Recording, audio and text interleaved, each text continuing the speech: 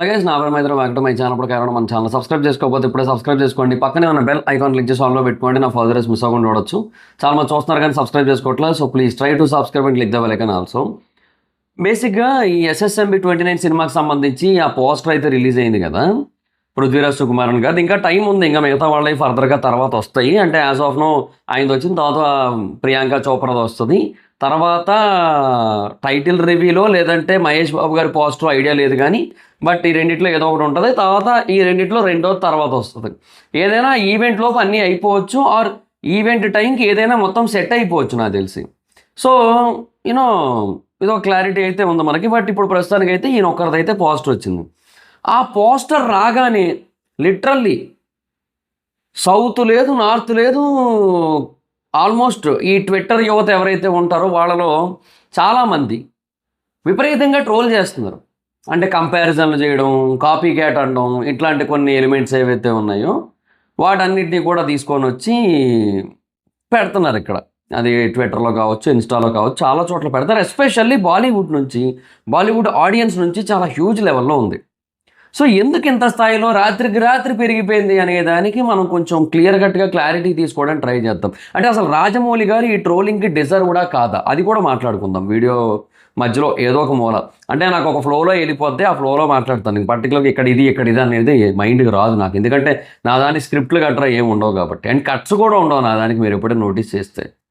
Single take రివ్యూలు ఉంటాయి, single take అనాలిసిస్లు ఉంటాయి మ్యాక్సిమం.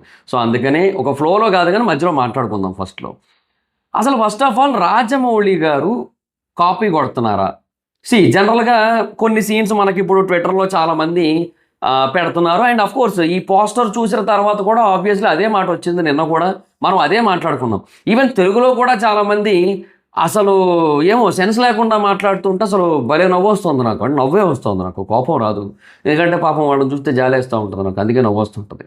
అయితే కొన్ని సీన్స్ ఉన్నాయి. ఇప్పుడు ఈ పోస్టర్ని ఫస్ట్ మాట్లాడుకుందాం, తర్వాత మిగతా వాడి కోసం మాట్లాడుకుందాం. ఈ పోస్టర్ని ఎగ్జాంపుల్ తీసుకుంటే ఇంకా సూర్య గారి 24 సినిమాని, తర్వాత you know doctor octopus, Stephen Hawking, తర్వాత ఈ క్రిస్ 3లో వివేక్ ఓబ్రాయ్, ఇట్లా కొన్ని సిమిలర్గా విలన్స్ చైర్లో కూర్చొని చైర్తోనే అంటే ఆ చైర్లో కూర్చొని మొత్తం అంతా నడిపించే కైండ్ ఆఫ్ సిచ్యువేషన్స్ ఉంటాయి కదా. సో వాటన్నింటినీ కూడా తీసుకొని వచ్చి చెప్తున్నారు. ఎస్పెషల్లీ సూర్య సినిమా పోస్టర్ ఏదైతే ఉందో దాన్ని పెడుతూ ఇంకా దీని నుంచి కాపీ కొట్టారు. సో ఎస్ఎస్ రాజమౌళి గారు బేసిక్ ఒక టైంలో చెప్పారు కదా, నాకు పాన్ ఇండియా సినిమాలు తీయడానికి ఇన్స్పిరేషన్ సూర్య గారు అని చెప్పి. ఎందుకంటే అప్పట్లో ఆయన సినిమాలు ఏంటంటే తమిళ, తెలుగు రెండిట్లో కూడా బాగా ఆడుతూ ఉండేవి. సో వై నాట్, ఎందుకు మరి అదేదో అక్కడే రిలీజ్ చేసుకుంటే అయిపోయింది కదా అనే క్వశ్చన్ వచ్చింది. ఇట్లా ఇవన్నీ కూడా జరిగాయి. సో అని చెప్పి అప్పట్లో ఆయన చెప్పారు. సో అందుకని ఏకంగా ఆయన సినిమాదే పట్టుకొని వచ్చి పెట్టేశారని చెప్పి కొంతమంది అయితే అంటారు. ఫస్ట్ థింగ్ కూడా చెప్తూ చూడండి, ఇప్పుడు సూర్య గారిది ఇది కూడా కొంత దగ్గరగా ఉంటుంది కాదను నేను. కానీ ఒకటి ఆ వెనకది ఏదైతే ఉందో అది కంప్లీట్గా డిఫరెంట్. అండ్ ఈ చైర్లో ఏదైతే ఉందో దానికి దీనికి అంటే ఆ చైర్లో ఉండి ముందుకు చక్రాలతో వెళ్ళడం, ముందుకు రావడం అండ్ ఇవన్నీ కూడా కొంతవరకు సిమిలర్గా ఉంటాయి. బట్ ఆ వెనకదంతా కంప్లీట్ డిఫరెంట్. బట్ దాన్ని వేరే వాటితో కంపేర్ చేస్తున్నారు. ఆక్టోపస్తో కానీ, డాక్టర్ ఆక్టోపస్తో కానీ, అంటే వీటన్నిటితో కూడా కంపేర్ చేస్తూ వస్తున్నారు. సో మీకు అందరికీ అర్థం కావాల్సిన ఒక పాయింట్ ఏంటంటే, ఈ సినిమాకి ఏది కరెక్టో అది తీస్తారు, అంతే కదా. సో దాంట్లో భాగంగా కొన్ని ఏమంటారు స్క్రీన్ మీద చాలా ఎక్స్ట్రాడినరీగా కనపడడం కోసం కొన్ని ఎలిమెంట్స్ని తీసుకుంటారు.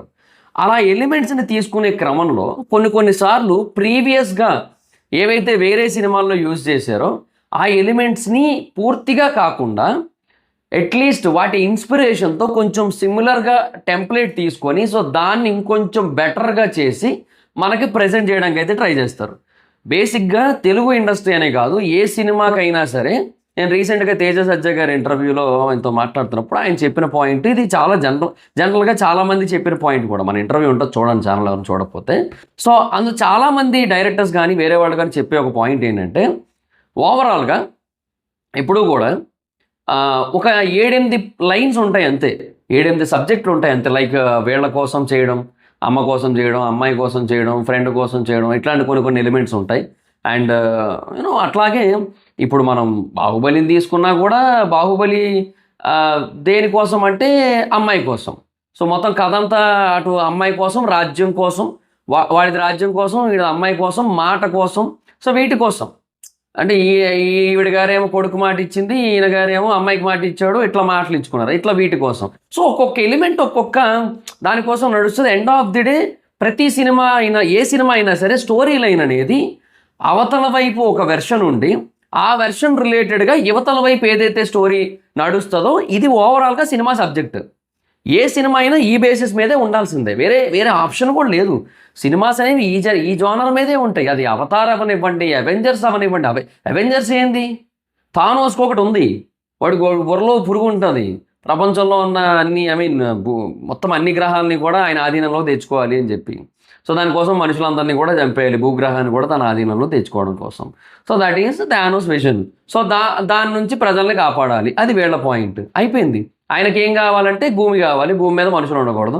వీళ్ళకి ఏం కావాలంటే మనుషులు కావాలి, మనుషులు కాపాడాలి. సో ఇది వీళ్ళ ఎలిమెంట్. సో దీనికోసం మధ్యలో ఒక కనెక్టింగ్ పాయింట్ ఏంటంటే ఆ స్టోన్స్. వీటన్నిటి చుట్టూ తిరుగుతుంటుంది cinema.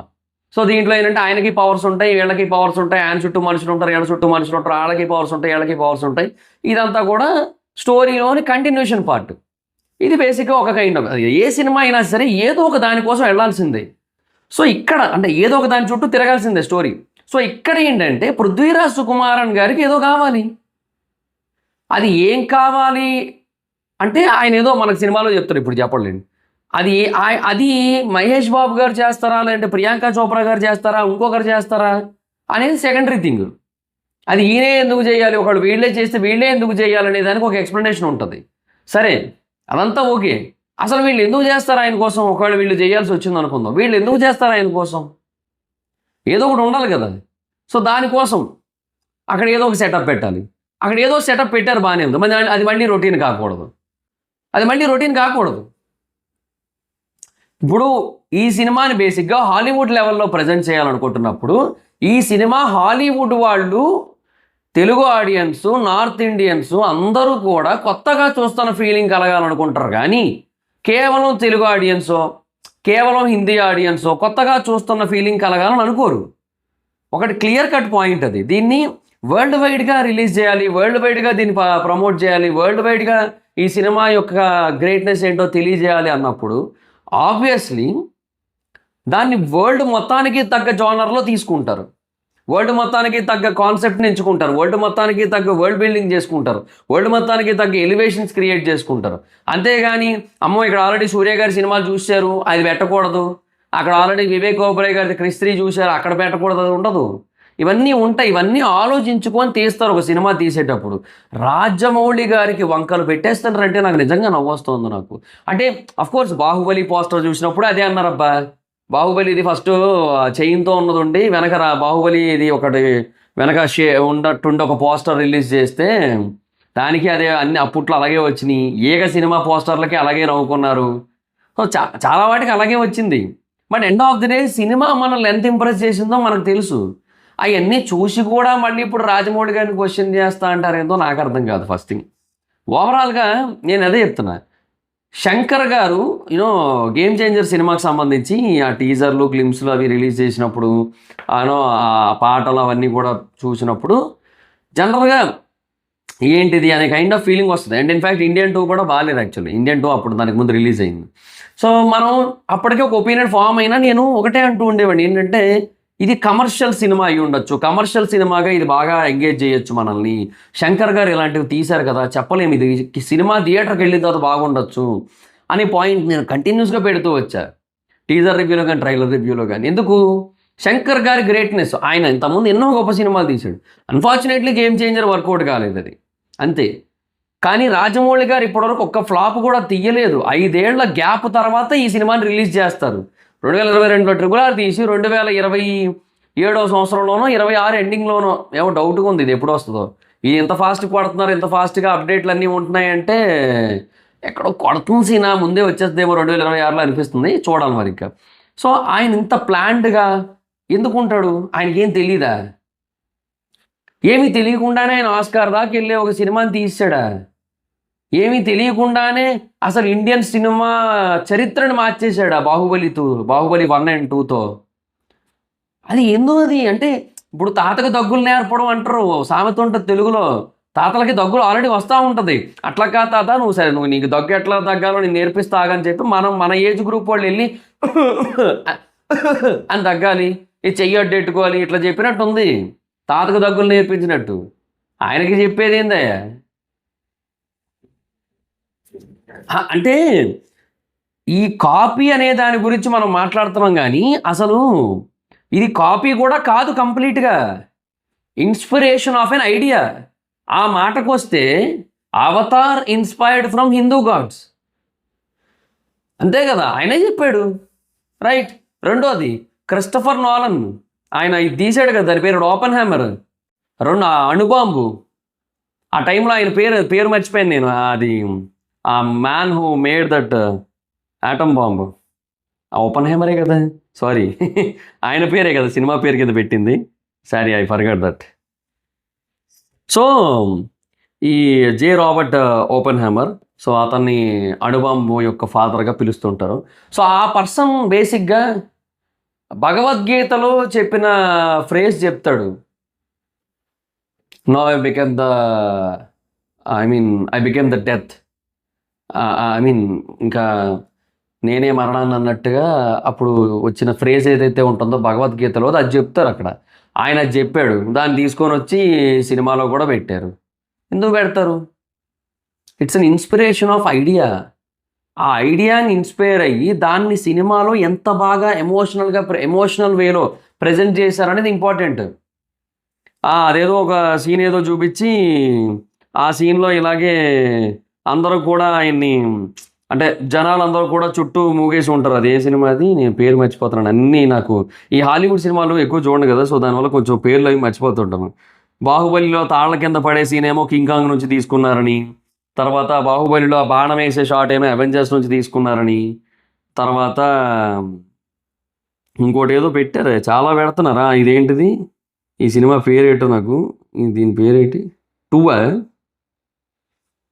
Super man, Batman versus Superman కాదు, బ్యాట్మ్యాన్ వర్సెస్ సూపర్ మ్యాన్లో షిప్ లాగేసాను. బ్యాట్మ్యాన్ వర్సెస్ సూపర్ మ్యాన్ 2లోది అనుకుంటా, అదే జనాలందరూ ఉన్న షాట్.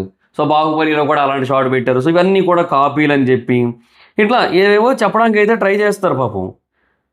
సో ఇక్కడ అదే అంటున్నా, వాళ్ళు ఇంకేవో సినిమాల నుంచి పట్టుకొచ్చినవే, ఆ ఐడియాస్ అన్నీ కూడా ఇంకెక్కడి నుంచో ఇన్స్పైర్ అయినవే. ఆ మాటకు వస్తే Mahavatar Narasimha, so out right అంతకుముందు తెలుగులో వచ్చేసిన సినిమా అది, అవును కన్నడలో కూడా వచ్చినట్టుంది అది. సో ఆ సినిమానే తీసుకొని వచ్చి పెట్టారు, అంతేనా? సో ఇవన్నీ కూడా నేను అంటుంది అదే, ఇవన్నీ ఎప్పుడూ వచ్చేస్తాయి ఆల్రెడీ. వాటి నుంచి ఒక ఐడియాని ఇన్స్పైర్ అయ్యి, ఆ ఇన్స్పైర్ అయిన మనకు అందరికీ తెలుసు అదేంటది, RRR సినిమాలో ఆయన గుర్రం మీద రామ్ చరణ్ గారు, బైక్ మీద ఎన్టీఆర్ గారు వెళ్ళిన షాట్, అది గోస్ట్ రైడర్ నుంచి ఇన్స్పిరేషన్ అని అందరికీ తెలుసు.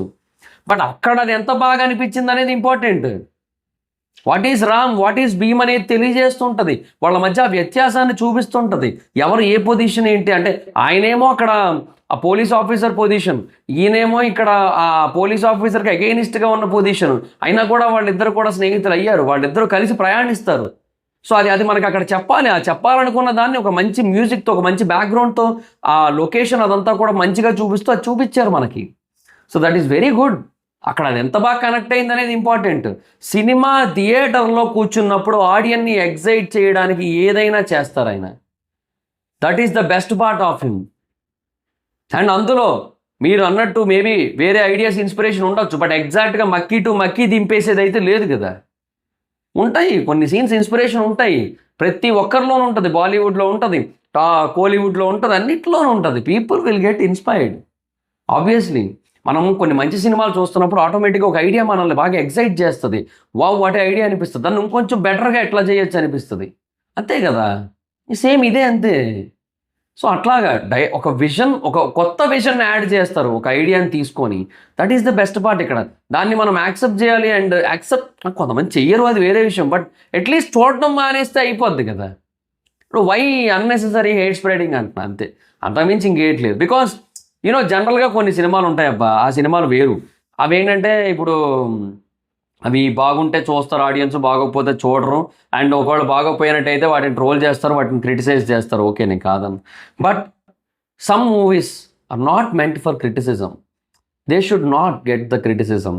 ద డైరెక్టర్స్ వాళ్ళ క్రిటిసిజం, సందీప్ రెడ్డి వంగకి వేరు, ఆయనకి ఎంతైనా రావచ్చు. ఎందుకంటే ఆయన క్రిటిసిజం అనే దాన్ని ఎట్లా చేస్తారంటే అది అంతే, దాని నుంచే పిండుతాడు ఆయన. అది ఆయన లెక్క వేరే ఉంటుంది. సరే ఆయన కాదు, బట్ జనరల్గా చెప్తాను, రాజమౌళి గారు is going to be the face of Indian cinema. ఈ సినిమా తర్వాత రాజమౌళి గారు ఇండియన్ సినిమా యొక్క ఫేస్ అవుతారు. వరల్డ్ వైడ్గా ఆయనకి పీక్ లెవెల్ ఆఫ్ అటెన్షన్ వస్తుంది. అందరూ కూడా పీక్ లెవెల్ ఆఫ్ అటెన్షన్ ఇస్తారు ఆ సినిమాకి, ఆయనకి కూడా. ఇప్పటివరకు రాజమౌళి గారు ఇండియాస్ నెంబర్ 1 డైరెక్టర్గా ఉన్నారు. అప్పుడు ఏం వద్దంటే వరల్డ్స్ టాప్ 10 బెస్ట్ డైరెక్టర్స్ లిస్ట్లో ఆయన పేరు పెట్టి ఇండియా నుంచి ఆయన ఒక్కరే ఉన్నారు బెస్ట్ డైరెక్టర్ అన్నట్టుగా వెళ్తుంది. ఇండియాని రిప్రజెంట్ చేయాల్సి వస్తే ఆయనే చేస్తారు సినిమా ఇండస్ట్రీని. ఇంత పెద్ద సినిమా ఇండస్ట్రీని తెలుగు ఇండస్ట్రీ నుంచి ఒక్కడు రిప్రజెంట్ చేస్తాడు ఈ సినిమా తర్వాత. అది జీర్ణించుకోలేకపోతున్నారు వాళ్ళు, బాలీవుడ్ వాళ్ళు. ఒక రాజ్ కుమార్ హిరానీని ఎవడు పట్టించుకోడు, ఒక సంజయ్ లీలా బన్సాలీని ఎవడు పట్టించుకోడు. అక్కడ ఇంకా చాలామంది ఉన్నారు, వాళ్ళని ఎవరు పట్టించుకోరు.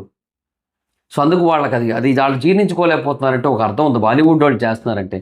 మనకేం పోయే కాలం, మనకెందుకు ఇలాగా, మనం ఎందుకు ఇలా బిహేవ్ చేయాలి, తెలుగు వాళ్ళు ఎందుకు ఇలా బిహేవ్ చేయాలి? పోనీ వేరే ఇండస్ట్రీలు కూడా వదిలేండి అబ్బాయి, కన్నడ వదిలేండి, తమిళ వదిలేండి, మలయాళం వదిలేండి, మనం ఎందుకు చేయాలి అలాగా? నాకు అదే అర్థం కాక అడుగుతున్నా. ఏటో కొన్ని సినిమాలు ఇప్పుడు మన స్థాయిని పెంచడానికి వస్తున్నాయి భయ్యా. అందులో SSMB 29 ఒకటి.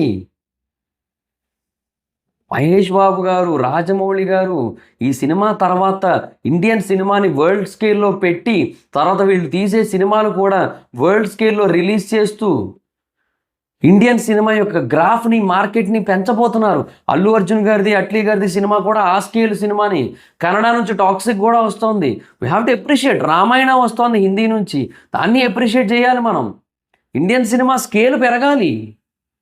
అలాగే చిన్న సినిమాలు రావాలి. చిన్న సినిమాలు వద్దు అన్ని స్కేల్ సినిమాలే అంటే అవ్వదు కదా.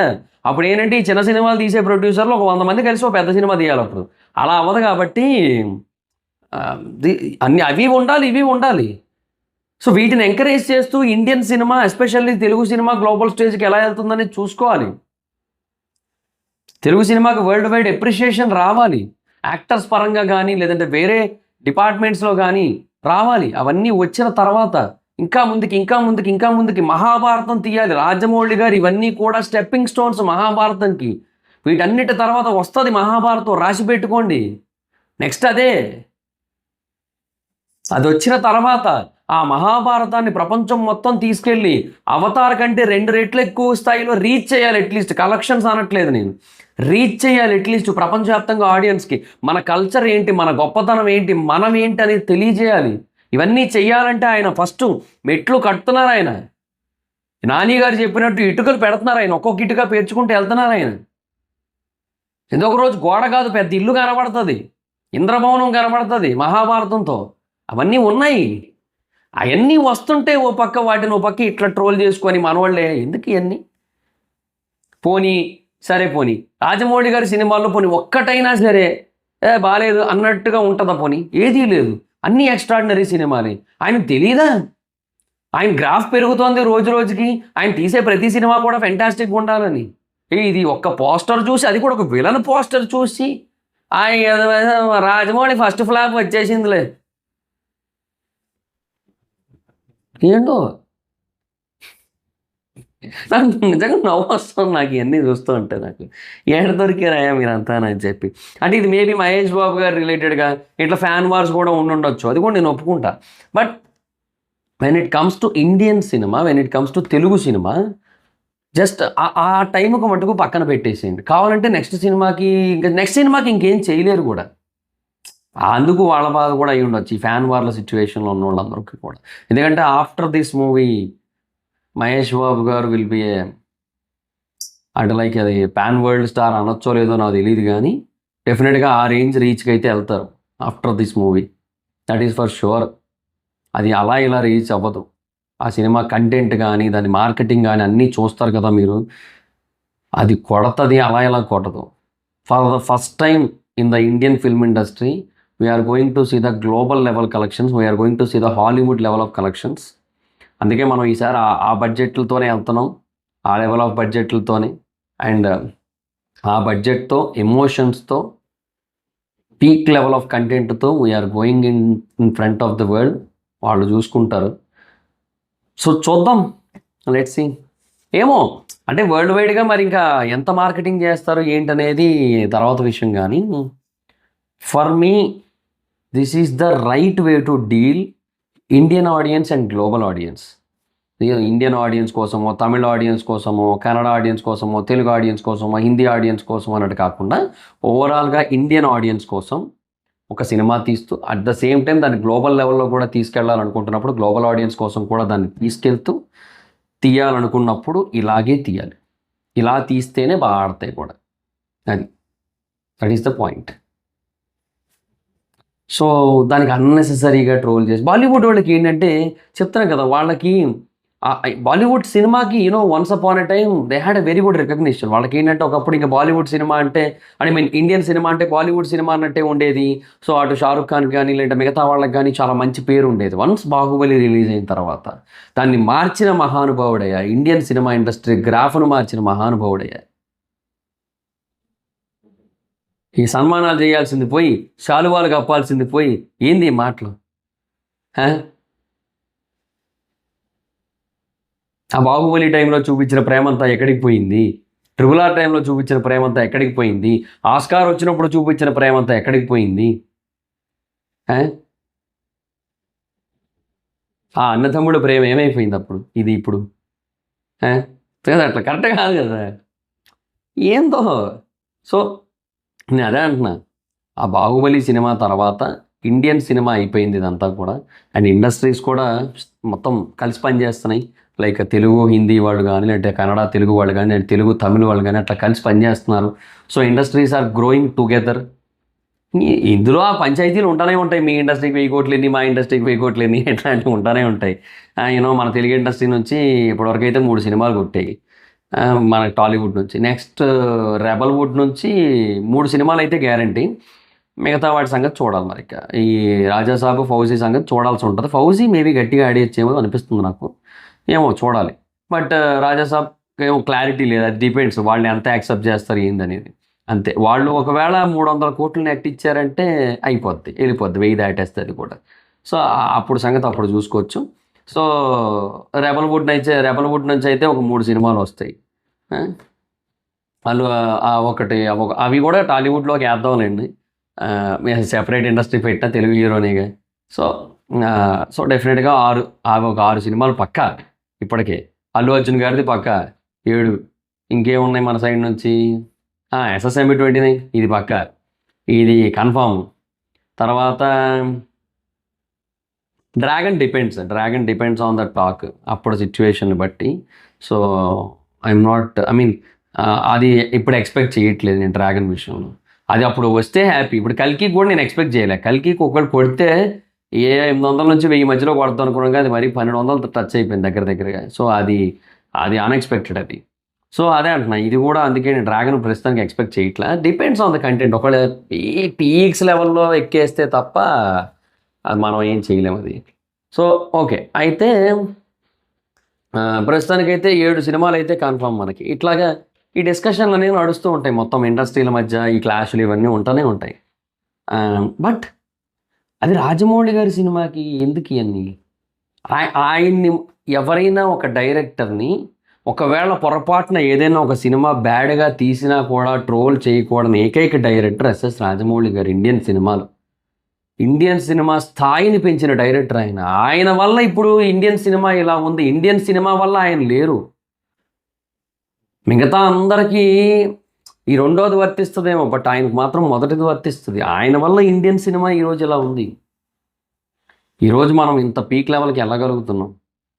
ఒక సినిమాని 2 పార్ట్లుగా చెప్పచ్చు అని, ఆ 2 పార్ట్లకి కూడా ఒక స్ట్రాంగెస్ట్ హుక్ పాయింట్ పెట్టచ్చు అని, ప్రతి ఒక్కడూ దాని గురించి మాట్లాడుకునేలా చెయ్యొచ్చు అని, ఇట్లా ఎన్నో ఆస్పెక్ట్స్ని ఆయన పెట్టాడు. ఇప్పుడు అల్లు అర్జున్ గారు ఉన్నారు. అల్లు అర్జున్ గారి వల్ల పుష్ప హిట్ అయింది. పుష్ప వల్ల అల్లు అర్జున్ గారికి అంత పెద్ద పాన్ ఇండియన్ హిట్ రావడం కాదు. అల్లు అర్జున్ గారికి ఉన్న మార్కెట్ వల్ల పుష్పకి మార్కెట్ వచ్చింది. అట్లాగే రాజమౌళి గారి వల్ల ఇండియన్ సినిమాకి మార్కెట్ వచ్చింది.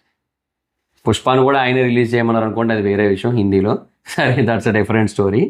బట్ చెప్తున్నా, that is the point here.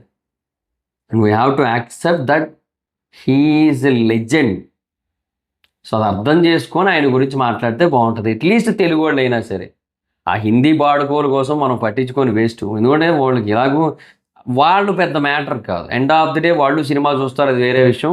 మనకేంటంటే ఓవరాల్గా హిందీ ఆడియన్స్ ఎవరైతే ఉన్నారో వాళ్ళైతే పట్టించుకోరు ఈయన చెప్పినవి ఏవి కూడా. So that is for sure. వీళ్ళు ఏవైతే వాగుతుంటారో అవి అనవసరం. సో వాళ్ళు చూస్తారు, వస్తారు, ఇరగదీస్తారు, కలెక్షన్స్ ఇస్తారు, అన్నీ జరుగుతూ ఉంటాయి. అండ్ సో ఇది ఓన్లీ ఇండియన్ బాక్స్ ఆఫీస్ నుంచే నెక్స్ట్ టైం ఈ సినిమా ట్రిపుల్ ఆర్కి ఏంటంటే గ్లోబల్ జపాన్ కూడా కలిపి ఎక్కువ కలెక్షన్స్ వచ్చాయి కదా. సో ఇప్పుడు ఏంటంటే సో అవన్నీ బేస్ చేసుకుంటే ఎస్ఎస్ఎంబి 29కి ఓన్లీ ఇండియన్ బాక్స్ ఆఫీస్ నుంచే ఈజీగా 1500 కోట్లు వస్తాయి. సో తర్వాత ఇంకా remaining is sky is high అంతే. అది ఎంత వస్తుంది ఏంటనేది మనం ఇప్పుడు చెప్పలేం, బట్ వస్తుంది, గట్టి కొడుతుంది. రాసి పెట్టుకోండి, 3000 కోట్లు పైనే కొడుతుంది. That is for sure. Overseas నుంచి ఓన్లీ తెలుగు హిందీ మార్కెట్స్ నుంచి అది 500 కోట్లు పైన కొడుతుంది. ఇంకా ఇంగ్లీష్ మార్కెట్ అనేది చెప్పాలి మరి, అది చూడాలి, దాన్ని ఎంతవరకు చేస్తారు ఏంటనేది తెలియదు మరి, దాన్ని బట్టి అనుకోవచ్చు. బట్ మినిమం 2000 అయితే కన్ఫర్మ్. తర్వాత ఇంకా ఒకవేళ ఇంగ్లీష్లో కొంచెం బాగా ఆడితే 3000, బేభత్సంగా హిట్ అయిపోతే 5000. అది పరిస్థితి. సో అలాంటి ఒక రేంజ్ ఉన్న సినిమాని తీస్తున్న మహానుభావుని పట్టుకొని ఇట్లా మాట్లాడుతుంటే కోపం వస్తుందా? సరే, ఇంకా అది మరి పరిస్థితి. సో వివేకంతో ఆలోచించండి, ఆలోచించి మాట్లాడండి. ఇట్లా ప్రతి దశలోని పెంట చేయకండి. Thank you. ఈ వీడియో మీకు నచ్చితే లైక్ చేసి ఈ వీడియోని మీ సోషల్ మీడియా ప్లాట్ఫామ్స్లో షేర్ చేయండి. ఇప్పుడు ఏమైనా మన ఛానల్ సబ్స్క్రైబ్ చేసుకోకపోతే ఇప్పుడే సబ్స్క్రైబ్ చేసుకోండి. పక్కనే ఉన్న బెల్ ఐకాన్ లింక్ చేసి ఆల్లో పెట్టుకోండి. నా ఫర్దర్స్ మిస్ అవ్వకుండా చూడొచ్చు. చాలా మంది చూస్తారు కానీ సబ్స్క్రైబ్ చేసుకోవట్లేదు. So please try to subscribe, click the bell icon also. నా ఇన్స్టాగ్రామ్ ఐడి జబర్దస్త్ మైత్రం, ఎక్కడ వచ్చి ఫాలో అవచ్చు. Thank you so much. బాబా మీటర్ నెక్స్ట్ వీడియో. Bye by.